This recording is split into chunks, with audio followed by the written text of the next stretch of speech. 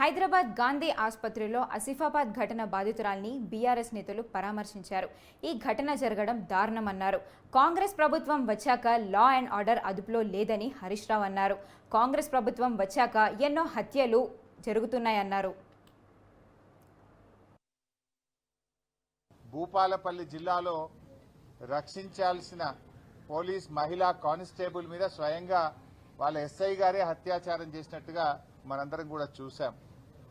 వనస్థలీపురంలో ఒక software engineer మీద అత్యాచార యత్నాన్ని చూశాం. నల్లగొండ జిల్లా శాలిగౌరారంలో ఒక దివ్యాంగ మహిళ పైన అత్యాచార యత్నం జరిగింది. నిర్మల్ నుంచి బస్సులో హైదరాబాద్కు వస్తూ ఉంటే ఆ ప్రైవేట్ బస్సులో డ్రైవరే మహిళ పైన అత్యాచార యత్నం చేసిందని ఆ మహిళ ఉస్మానియా యూనివర్సిటీ పోలీస్ స్టేషన్లో కంప్లైంట్ చేసిన విషయాల్ని మనం చూసాం. అంటే ఇలా ఈ ప్రభుత్వం వచ్చిన తర్వాత అసలు లా అండ్ ఆర్డర్ అంతా కూడా కుప్పైపోయింది. 9 నెలల కాంగ్రెస్ ప్రభుత్వ హయాంలో రాష్ట్రంలో 1900 అత్యాచారం కేసులు నమోదైనాయి. 1900 అత్యాచార కేసులు నమోదైపోయినాయి. సబితక్క గారు అసెంబ్లీలో మాట్లాడుతూ ప్రతిరోజు అత్యాచారాలు జరుగుతున్నాయి, మహిళలకు భద్రత కరువైపోయింది, ఈ ప్రభుత్వం ఫెయిల్ అయిపోయిందని సబితా ఇంద్రారెడ్డి గారు శాసనసభలో మాట్లాడితే మరుసటి రోజే హైదరాబాద్ లో 4 అత్యాచారాలు జరిగినాయి. అసెంబ్లీలో మాట్లాడిన తెల్లారే 4 అత్యాచారాలు జరిగినాయి. అంటే ఈ ప్రభుత్వం మొద్దు నిద్రపోతా ఉంది. ఒకప్పుడు కేసీఆర్ గారి హయాంలో షీ టీమ్స్ పెట్టి రక్షణకు కేర్ ఆఫ్ అడ్రస్ గా హైదరాబాద్ ను మార్చాం. నిజంగా ఒక్కసారి వెనక్కి తిరిగి ఆలోచిస్తే 8 నెలలు ఈ రాష్ట్రంలో జరుగుతున్న అన్ని చూస్తూ ఉంటాయి. అంటే పాలనను గాలికి వదిలేసి, శాంతి భద్రతలను గాలికి వదిలేసి, ఏది జరిగినా ఈ ప్రభుత్వానికి సంబంధం లేదన్నట్టు ఏ విధంగా అయితే బిహేవ్ చేస్తున్నారో మళ్లీ ఇలాంటి సంఘటనలు జరగడానికి ఆస్కారం ఏర్పడతా ఉంది. గత 8 నెలల్లో మహిళల మీద ఎలాంటి అత్యాచారాలు అఘాయితాలు జరిగినాయి అనేది రాష్ట్రంలో అందరూ వింటూ ఉన్నారు. అసెంబ్లీ వేదికగా మాట్లాడుతూ ఉన్నాయి. ప్రభుత్వానికి చలనం లేదు.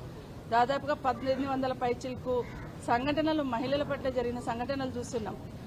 హైదరాబాద్ చుట్టుపక్కల కానీ, నాగర్ కర్నూల్లో గిరిజన మహిళ మీద జరిగిన సంఘటన కానివ్వండి, మొన్న షాద్నగర్లో జరిగిన సంఘటన కానివ్వండి, మహిళలంటే ఒక చులకన భావంతో ఈ పాలన జరుగుతున్నట్టు కనిపిస్తూ ఉంది.